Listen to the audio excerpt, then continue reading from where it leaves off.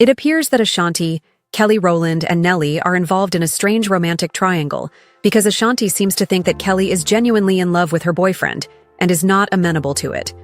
As you may aware, Nelly has been under fire for agreeing to perform at the presidential inauguration.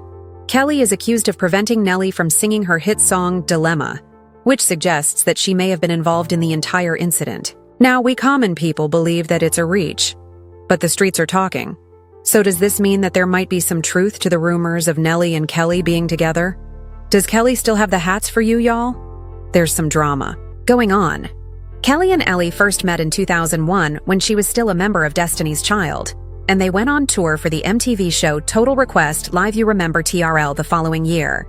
Ashanti believes that Kelly blocked the song because she is still in love with Nelly and is envious that he chose Ashanti instead of her. Their connection was so great that there were speculations that they were secretly hooking up and that something was going on between them. They collaborated on the song Difficulty, which debuted at #1 on the Billboard Hot 100 and earned them a Grammy Award. However, that wasn't the only song they collaborated on. In 2011, they also worked on another song called Gone. The music video for that song was a little shaky, and there were rumors that it was a cover to conceal the fact that they were secretly hanging out together. Kelly, however, came out and categorically denied that rumor, saying Belly and I are not dating. He actually has been a friend of Destiny's Child for years. Nell's like a big brother. However, the rumors eventually subsided, and they have both been living their own lives. Kelly married in 2014 and has 2 children, while Nelly was dating around for a while. Prior to their messy breakup, he was in a long-term relationship with his ex-girlfriend Chantel. He reconciled with Shanti in 2023, and the two of them got married that same year. They welcomed their first child together in July 2024. The drama began a few days ago when Nelly was announced as one of the performers at the presidential inauguration, and naturally, he was dragged for failing to perform. After agreeing to perform at Trump's inauguration, Nelly has come under fire, but this year's schedule is full of well-known performers including Christopher Massio and Carrie Underwood, Greenwood, Lee, The Villagers.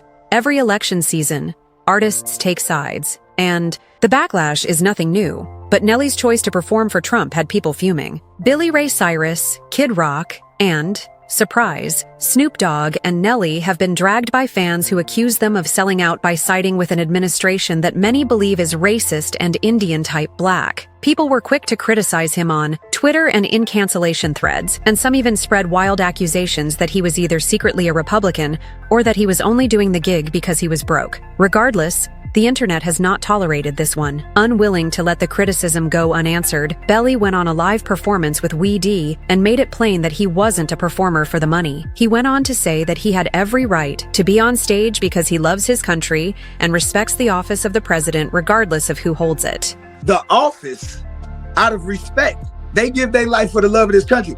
I love this country as well. It is an honor for me to perform for the president of the United States, regardless of who was in office. If President Biden would have asked me to perform, I would have performed. If Vice President Kamala Harris would have won and asked me to perform, I would have performed. I did a thing with Vice President Kamala Harris. Could have been last year, a year or two ago, a Juneteenth event. I respect the office. It wasn't politics. You see what I'm saying? Yeah, it was an honor for me to do it. Considering the backlash that you received for agreeing to this performance, right? But I've been getting backlash. I've been getting backlash my whole career. but this particular backlash is different. Right. How do you reconcile your artistic choices with the diverse political beliefs of your fan base? That's my fan base. If my fan base really have a political belief, right? Here's the thing. Like, I agree in family first. I believe in family first. Period. Family before politics, family above and beyond. Nelly wasn't finished yet, but he made it clear that his decision wasn't political by asking why black men and women in the military don't receive the same backlash. In his opinion, performing at the inauguration was no different than representing his country and not endorsing a particular politician. Basically, he wasn't here for the drama and 10 toes down on his decision. But did that come outrage? Not even close fans were still heated, and the internet kept the dragging session going. Well, money to do that. I'm not doing this for money. I'm doing this because It's an honor. I respect the office. It don't matter who is in office. The same way that our men and women, our brothers and sisters who protect this country, have to go to war and have to put their life on the line for whoever in office. So if they can put their life on the line for whoever in office, I can damn sure perform for whoever. What do you say to the people that say we're not giving you this backlash because of your political affiliation or your political choice or whatever? We're giving you this backlash because you are propping up a white supremacist. I would ask them to show me where he's a white supremacist. And here's the thing. He was dragged for disrespecting the military, but that explanation didn't calm people down too much. With all this talk about Nelly allegedly selling out for a check, people really started to look at his bank account asking, is he really that down? We're talking about one of the biggest artists of the early 2000s, but that was almost 25 years ago. He had major endorsements, even his own clothing and sneaker line at one point. But by all accounts, even if he wasn't making superstar money anymore, he should be at least living comfortably. So why were people convinced that he was a broke boy? When you consider how the industry operates, it's not that far-fetched that many musicians with multi-platinum careers still experience financial difficulties as a result of poor deals, poor management, or simply reckless spending. Not to mention, Nelly's recent situation in which fans literally paid off a huge tax debt by streaming Hot in Here nonstop, leaving people to wonder if his fortunes were as deep as they once were. However, just when people thought the rumors were purely speculative, there were some new ones about Nelly's financial troubles, and an insider uncovered his poor spending habits, stating that at one point, he and Auntie were both struggling due to his financial decisions. Perhaps the rumors weren't entirely unfounded after all. If you've followed Nelly over the years, you are already aware of his serious gambling habit and his brief run-in with the law. But last year, things got really messy when he won the big prize at a Missouri casino and ended up leaving in handcuffs, rather than celebrating. Here's what happened. Nelly was at the Hollywood Casino in St. Charles, Missouri, playing the slot machines informally. Perhaps he actually took the inauguration check because the money looked a little funny, but his explanation wasn't enough to stop the internet from teasing him, and the drama just continued to unfold. You would think that this would be his lucky day when he won a $50,000 jackpot, but before he could even get his riches, there was a problem. Nelly initially thought it was a joke, but the police were serious and allowed him to finish collecting his winnings while handcuffed to a chair with one free hand.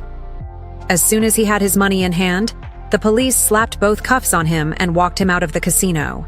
The casino conducted a brief background check, which is standard procedure for a large payout, but that's when things took a crazy turn because the check revealed an open arrest warrant with his name on it. It turns out that there was more to the arrest at Le Casino than a few overdue parking tickets. He was arrested on an active warrant that resulted from an early traffic stop, but the police decided to delve a little more after they had him in jail. And that's when they allegedly discovered some hard substances in his belongings, making an already bad situation even worse. If we go back a little bit, in January 2023, Nelly had the internet buzzing for another reason. A video of his performance at the Melbourne's Juice Fest went viral, and let's just say it wasn't his best moment. In the clip, Nelly appeared to be losing it, staring off into space, rolling his eyes everywhere, and missing all cues for his own songs. Fans immediately began to speculate about what he was on, because it was pretty obvious that something had him floating at this point.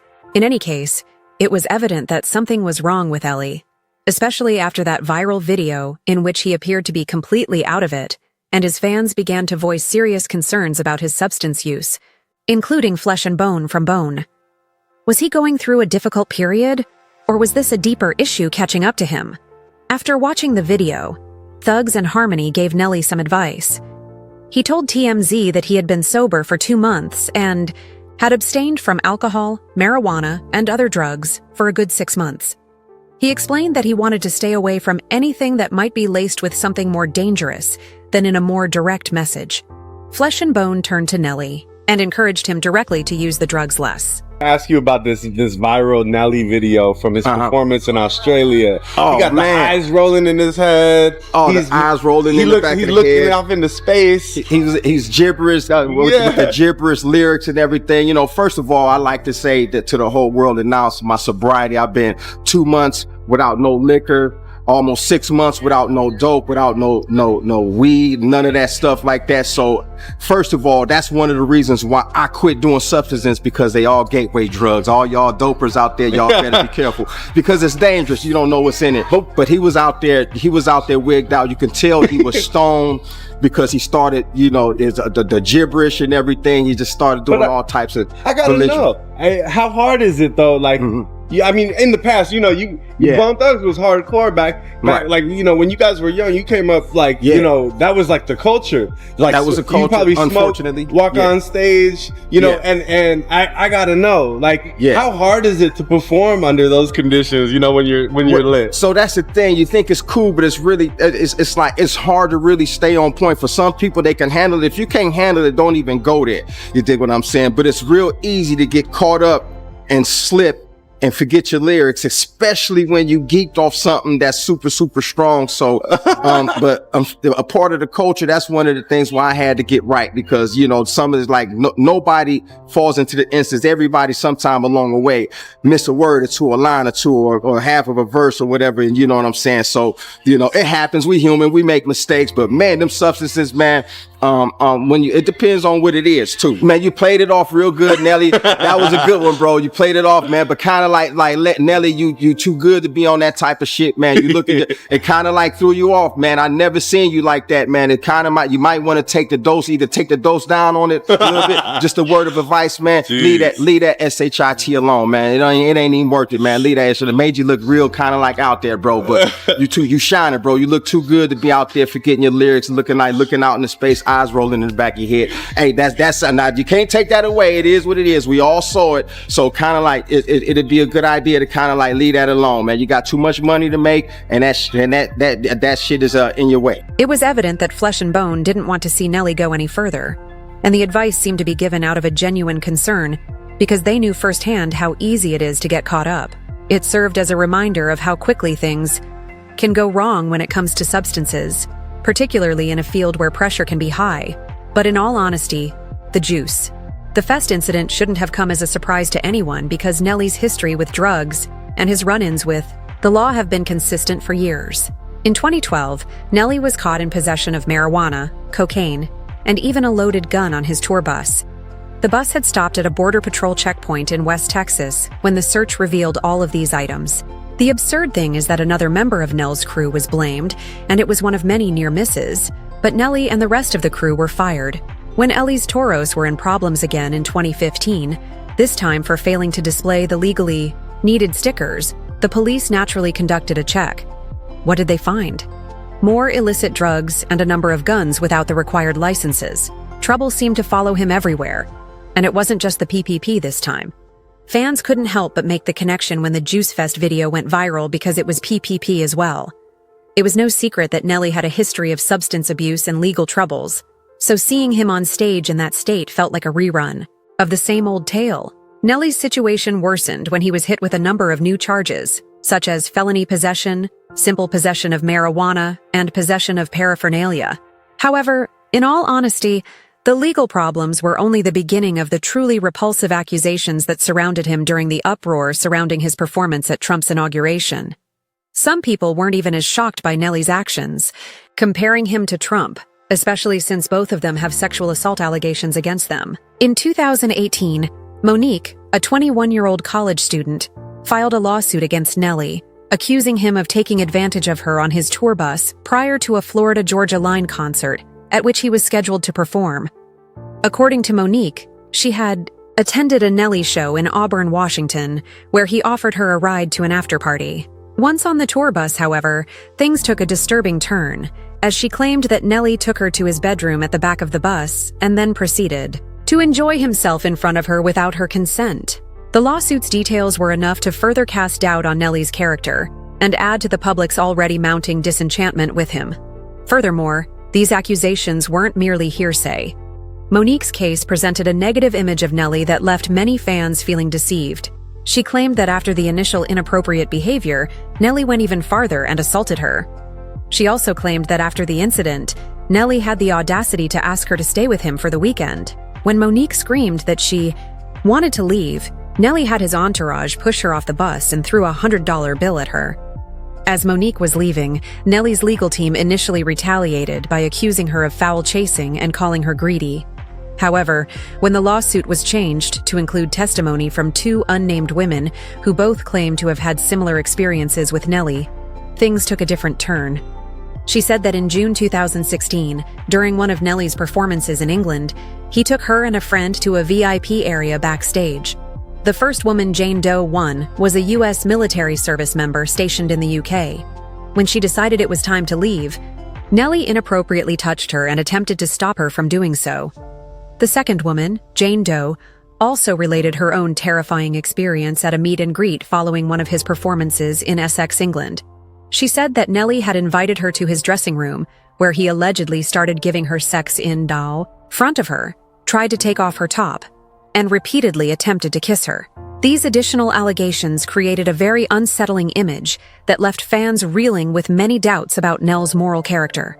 The case was dropped a week later because Monique refused to appear in court, claiming that she didn't think the system would give her justice. This was a sad end to what could have been a significant moment for her, but it also reinforced the perception that Nelly had avoided serious consequences, at least for the time being, given everything that was going on with Nelly.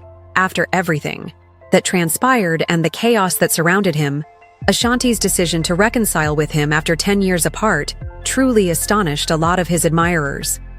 At first, Ashanti's choice to get back in touch with Nelly didn't sit well with everyone. Nelly and Ashanti attempted to maintain their composure by pretending to be friends. Ashanti made it apparent that although they were no longer at odds, they were no longer involved in any further activities.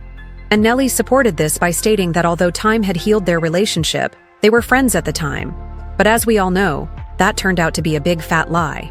Instead, they got married and had a child together. But there were some hiccups because Nelly was accused of cheating on her with his ex-girlfriend, because Chantel said he tried to spin the block with her and wanted to have an affair while Ashanti was pregnant. Nelly also had to cheat in his previous relationships, and even though there is no proof that he cheated on Ashanti, it appears that, according to an insider, she still harbors some insecurities and worries that he might cheat on her. She seems particularly insecure about Kelly Rowland because of her past with Nelly, and she thinks that Nelly was in love with Kelly for a long time, and that he might still harbor feelings for her. When Kelly went out of her way to prevent Nelly from performing Dilemma, Ashanti seemed to assume that it was because they were still infatuated with one another, and that it was all out of jealousy. It's a hot mess and a reach, and it appears that Nelly's past sexual activity may have come back to haunt him. I love you, so please drop it in the comments section below and then watch this next video.